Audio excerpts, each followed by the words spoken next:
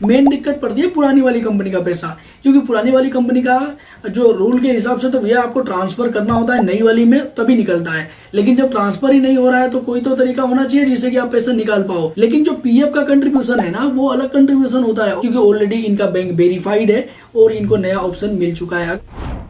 काफी लोगों के केस में एक बहुत ही बड़ी समस्या देखने को मिलती है कि उन्होंने एक से ज्यादा कंपनी में काम किया हुआ रहता है, लेकिन पुराने कंपनी का पैसा वो नहीं निकाल पाते हैं। क्यों? क्योंकि उनके डिटेल में किसी भी तरीके का गलती होता है, या फिर उनके फादर नेम गलत होता है, या फिर उनका सर्विस ओवरलैप हो जाता है, या फिर अलग अलग टाइप के एरर मैसेज देखने को मिलते हैं और इन वजह से वो पैसा नहीं निकाल पाते हैं। अब ऐसे में काफी लोग के ये भी क्वेश्चंस होते हैं कि क्या हम किसी भी तरीके से उस पुरानी कंपनी से पैसे निकाल सकते हैं या नहीं निकाल सकते हैं। तो जी हाँ फ्रेंड्स, आज की ये नई वाली वीडियो इसी टॉपिक के ऊपर है और मैं आपको लाइव प्रूफ भी दिखाने वाला हूँ। देखिए, एक सेम पर्सन ऐसे ही हैं जो जिन्होंने बहुत सारी कंपनी में काम किया है, उनके यूएन पोर्टल पे हम इधर लॉगिन हो चुके हैं और उसके बाद से यहाँ पे व्यू वाले ऑप्शन पे जाएंगे और यहाँ पे सर्विस हिस्ट्री वाले ऑप्शन पे सेलेक्ट कर लेंगे। यहाँ पे मैं यहाँ दिखा रहा हूँ, देखिए 5 कंपनी का दिख रहा है, लेकिन 6 कंपनी में इन्होंने काम किया है। तो यहाँ से आप शो मोर करेंगे, देखिए 10 सेलेक्ट कर लेंगे तो ये सभी कंपनी का देखने को मिल गया है। अब इनके साथ भी सेम है, ये पुरानी कंपनीज का पैसा नहीं निकाल पा रहे हैं, अलग अलग टाइप के एरर देखने को मिल रहे हैं। और इनके पासबुक में भी मैं आपको चेक कराना चाहूंगा। देखिए, इनके पासबुक में भी हमने सेम टाइम लॉगिन किया हुआ है। अब यहाँ पे आपको देखने को मिल रहा है कि यहाँ पे 6 कंपनी देखने को मिल रही है। अब देखिए, यहाँ पे आपको देखने को मिला है इन सभी कंपनियों में तो 0 रुपया देखने को मिल रहा है, लेकिन ये दो नंबर की जो कंपनी है ना, इसमें अभी भी पैसा है। हालांकि इन कंपनियों में भी पैसा था, लेकिन हमने सेम ट्रिक अप्लाई करते हुए सभी कंपनी का पैसा एक एक करके निकाल लिया है। अब बच रही है ये वाली कंपनी और करेंट वाली कंपनी इनकी ये वाली है। कैसे पता चल रहा है जी? यहाँ पे आपको देखने को मिलेगा, देखिए यहाँ पे सबसे नीचे की साइड आप देख सकते हैं MHBA करके है कंपनी, लास्ट में 533 है। और ये आप पासबुक वाले पोर्टल पे देखेंगे तो ये वाली आप देखते हैं, इसमें तो 8,000 से ज़्यादा रुपया है, तो ये तो कभी भी इनकी निकल जाएगी। लेकिन मेन दिक्कत पड़ती है पुरानी वाली कंपनी का पैसा, क्योंकि पुरानी वाली कंपनी का जो रूल के हिसाब से तो भैया आपको ट्रांसफर करना होता है नई वाली में, तभी निकलता है। लेकिन जब ट्रांसफर ही नहीं हो रहा है तो कोई तो तरीका होना चाहिए जिससे कि आप पैसा निकाल पाओ। तो देखिए फ्रेंड्स, इसके लिए आपको करना क्या होता है कि एक एक करके आप कंपनी से पैसे निकाल सकते हैं, एडवांस के रूप में पैसे निकाल सकते हैं।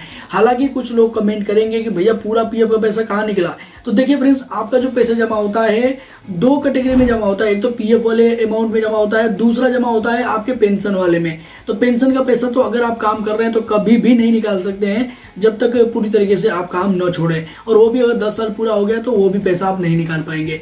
लेकिन जो पीएफ का कंट्रीब्यूशन है ना, वो अलग कंट्रीब्यूशन होता है और वो पूरा का पूरा पैसा आप निकाल सकते हैं, और उसको ही निकालने की इधर हम बात कर रहे हैं। तो देखिए, उसके निकालने के लिए आपको अप्लाई करना होता है ऑनलाइन। देखिए, इस वाले पोर्टल से मैं अप्लाई करके भी दिखाऊंगा। देखिए, यहाँ पे होम पेज पे चले जाएंगे और उसके बाद से सेम प्रोसेस अप्लाई करेंगे। पैसा निकालने वाला ऑनलाइन सर्विसेज पे जाएंगे, क्लेम फॉर्म सेलेक्ट करेंगे और यहाँ पे आपको अपना बैंक अकाउंट नंबर एंटर करना है। तो देखिए फ्रेंड्स, यहाँ पे हमने बैंक अकाउंट नंबर एंटर कर लिया है, वेरीफाई कर लेंगे। यहाँ पे वेरीफाइंग लिख रहा है, यस करेंगे और उसके बाद से प्रोसीड फॉर ऑनलाइन क्लेम पे सेलेक्ट कर देंगे।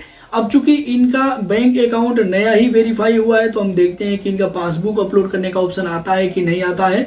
अब देखिए, ये वेरीफाई हो रहा है। कभी कभी यहाँ पे काफ़ी ज़्यादा टाइम लग जाता है, तो इसमें कभी एरर देखने को मिल जाता है, तो इसके लिए आपको दोबारा ट्राई करना है। इनका एरर नहीं देखने को मिला, थोड़ा टाइम तो लगा है। अब देखिए फ्रेंड्स, यहाँ पे आपको I want to apply for में सेलेक्ट करना है। केवल और केवल एक ही ऑप्शन देखने को मिलेगा, क्योंकि ये काम कर रहे हैं फॉर्म नंबर 31 जो कि एडवांस के लिए होता है। लेकिन अब यहाँ पे विशेष ध्यान रखना है कि आपको सेलेक्ट करना है वही मेंबर आईडी जिसमें आपको पैसे देखने को मिल रहे थे। तो फिर से हम पासबुक वाले ऑप्शन पे जाएंगे, यहाँ पे होम पेज पे जाएंगे और ये पासबुक किसमें पैसा देखना है। देखिए, यहाँ पे 5828 करके है, MHBA करके है। तो इस वाली कंपनी को हम इधर देख लेंगे कौन सी वाली कंपनी है, MHBA। और 533 वाले में तो अभी ये काम कर रहे हैं तो इसका हम नहीं निकालेंगे, ये 828 वाले का पैसा निकालेंगे। इधर देख सकते हैं MHBAN, इसका पैसा हमको निकालना पड़ेगा क्योंकि ये पुरानी कंपनी हो चुकी है, इसमें इनका कोई कंट्रीब्यूशन नहीं जमा हो रहा है। अभी एक बार और हम मैच करा लेंगे कि हमने सही अप्लाई किया है।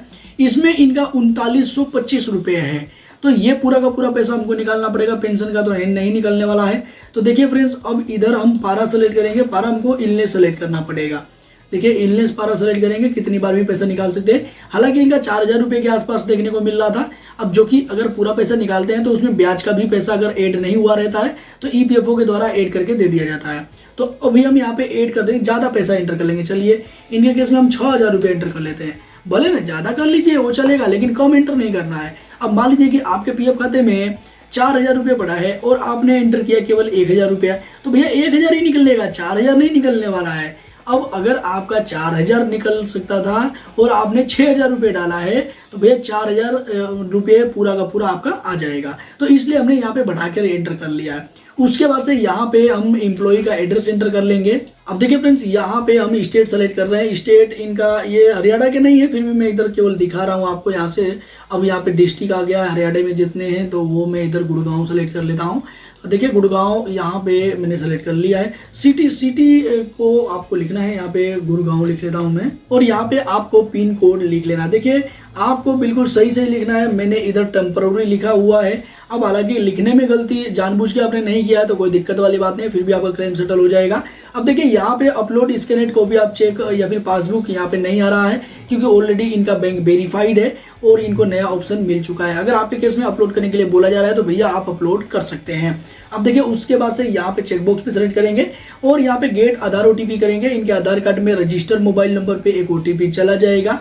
ओटीपी एंटर करने के बाद हम सबमिट कर देंगे। अब जैसे कि कभी कभी ये बहुत ही ज़्यादा टाइम ले लेता है, अब देखते हैं। और ज़्यादा टाइम लेगा तो यहाँ पे एरर मैसेज देखने को मिलेगा। अभी मेरे लिए भी काफ़ी टाइम हो चुका है और ये वेबसाइट के ऊपर डिपेंड करता है। अगर वेबसाइट अच्छे तरीके से नहीं चलती है तो इधर एरर देखने को मिलता है या फिर ज़्यादा टाइम लगता है वेरिफिकेशन में। हालांकि यहाँ पे इस स्टेज पे तो भैया आधार कार्ड की अगर वेबसाइट नहीं चल रही होगी ना तो भी आपको एरर मैसेज देखने को मिल जाएगा, क्योंकि यहाँ पे जो ऑथेंटिकेट होता है ना ये डायरेक्ट आपके आधार कार्ड की वेबसाइट से होता है, UIDAI के वेबसाइट से होता है। तो अभी ये प्लीज वेट लिख रहा है, तब तक मैं अभी इधर चेक कर लेता हूँ कि आधार कार्ड की ऑफिशियल वेबसाइट चल रही है कि नहीं चल रही है। तो अभी यहाँ पे माई आधार में टाइप कर लेता हूँ। तो देखिए माई आधार की वेबसाइट पे हम जाएंगे, देखते हैं कि चल रही है कि नहीं। यहीं से पता चलेगा कि हमारा जो काम है वो होने वाला है कि नहीं होने वाला है। तो अभी भी प्लीज वेट लिखा हुआ है। इसमें 2-3 बार हम लॉग आउट लॉग इन करके भी करेंगे तो काम हो जाएगा। अभी तो ये वेबसाइट ओपन नहीं हो रही है इधर। तो अपडेट योर आधार का देखते हैं इधर क्या चल रहा है कुछ। तो अभी ये तो चल रहा है, चलो थोड़ा सा अनुमान मिला है कि हमारा काम हो जाना चाहिए। डाउनलोड आधार पे कर दें तो ये हो रहा है। टेक्स्ट बोर्ड पे जाते हैं, ये हो रहा है। अब ओपन हो रहा है कि नहीं वो तो बात की बात है। तो अभी हम देख लेते हैं कि हमारा ये क्या हुआ। अभी भी प्लीज वेट लिख रहा है। अब देखिए फ्रेंड, जैसे कि यहाँ पे एक एरर मैसेज हमें देखने को मिल गया है, तो अभी हमको घबराना नहीं है, हमको एक बार दोबारा से प्रोसेस कर लेना है। देखिए मैं इधर एक काम कर रखता हूँ, होम पेज पे चला जाता हूँ फटाफट और दोबारा से इस बार थोड़ा जल्दी जल्दी मैं प्रोसेस करने वाला हूँ, क्योंकि हमने पहले ही देख लिया ये सारा कुछ। ये तो नॉर्मल प्रोसेस है। और यहाँ पे तो अभी यहाँ पे हमने दोबारा से डिटेल बिल्कुल जल्दी जल्दी एंटर कर लिया है। गेट आधार ओटीपी करते हैं, देखते हैं कि इस बार ओटीपी आता है कि नहीं आता है। पिछली बार तो एरर मैसेज आ गया था। तो देखिए फ्रेंड्स यहाँ पे ओटीपी जा चुका है। तो फ्रेंड्स जैसे कि यहाँ पे हमने ओटीपी एंटर कर लिया है। अगर आपके केस में ओटीपी नहीं आता है तो रीसेंड ओटीपी करके दोबारा से मंगवा सकते हैं। अभी हम फटाफट validate OTP and submit claim form पे सेलेक्ट कर देंगे। और देखिए फ्रेंड्स यहाँ पे आप देख सकते हैं कि ओटीपी वेरीफाइड भी हो चुका है और हमारा जो क्लेम है वो सफलतापूर्वक सबमिट भी हो चुका है। अब देखिए फ्रेंड्स यहाँ पे हम इसे बाद में चेक भी कर सकते हैं। ऑनलाइन सर्विसेज पे जाएंगे, ट्रैक क्लेम स्टेटस वाले ऑप्शन पे सेलेक्ट करेंगे तो यहाँ पे आप देख सकते हैं कि अभी अभी हमने ये क्लेम किया है और ये टाइम और डेट देखने को मिल रहा है। और यहाँ बताया जा रहा है कि फील्ड ऑफिस पे अभी नहीं गया है और करेंट स्टेटस में आप चेक कर रहे हैं कि online claim submitted at portal. और ऐसा ही होता है, जब भी आप क्लेम करते हैं तो सबसे पहले सबमिट होता है और बाद में आपके पीएफ ऑफिस पे चला जाता है। उसके बाद से जैसे सेटल होगा तो आपको यहाँ देखने को मिल जाएगा। अभी इनका इससे पहले जब सेटल हुआ था तो यहाँ सेटल लिख करके आ गया था और ठीक यहाँ भी अगर जब सेटल हो जाएगा तो सेटल करके आ जाएगा। अगर किसी कारणवश रिजेक्ट हुआ है तो उसका पूरा डिटेल कुछ इस तरीके से आपको देखने को मिल जाएगा। अब अगर आपने किसी और का ये फॉर्म भरा है तो यहाँ से डाउनलोड करेंगे पीडीएफ और पीडीएफ डाउनलोड करने के बाद उनको भेज सकते हैं। ये पीडीएफ एक ही पेज का आएगा जिसको मैं पूरी तरीके से ब्लर कर दूंगा, दिखाने की जरूरत नहीं है। केवल मैं इसलिए दिखा रहा हूँ क्योंकि देखिए अगर आप चेकबुक या पासबुक अपलोड करते थे इससे पहले तो 2 पेज का आता था। एक पेज में आपका ये पूरा डिटेल होता था, दूसरे पेज में आपका चेकबुक या पासबुक देखने को मिलता था। तो अभी इनके केस में इनका सारा डिटेल अपडेटेड था तो इसलिए कोई भी चेकबुक या पासबुक नहीं आया है, तो हम इनको एक ही पेज का जो ये डाउनलोड हुआ है इसे भेज देंगे। तो फ्रेंड्स कुछ इस तरीके से आप एक एक करके सभी कंपनियों का अप्लाई कर सकते हैं और पीएफ का पैसा 100% निकाल सकते हैं।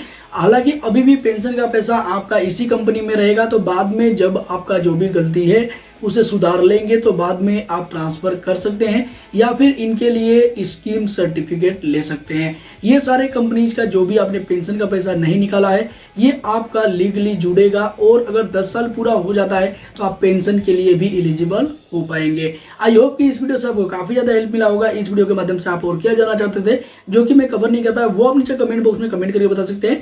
इससे रिलेटेड और भी अधिक हेल्पफुल वीडियो देखने के लिए हमारे चैनल पर विजिट करते हैं, काफी सारे हेल्पफुल वीडियो के लिंक देखने को मिल जाएंगे। इसी के साथ मिलते हैं किसी नेक्स्ट इन्फॉर्मेटिव वीडियो में, तब तक के लिए जय हिंद जय भारत, बंदे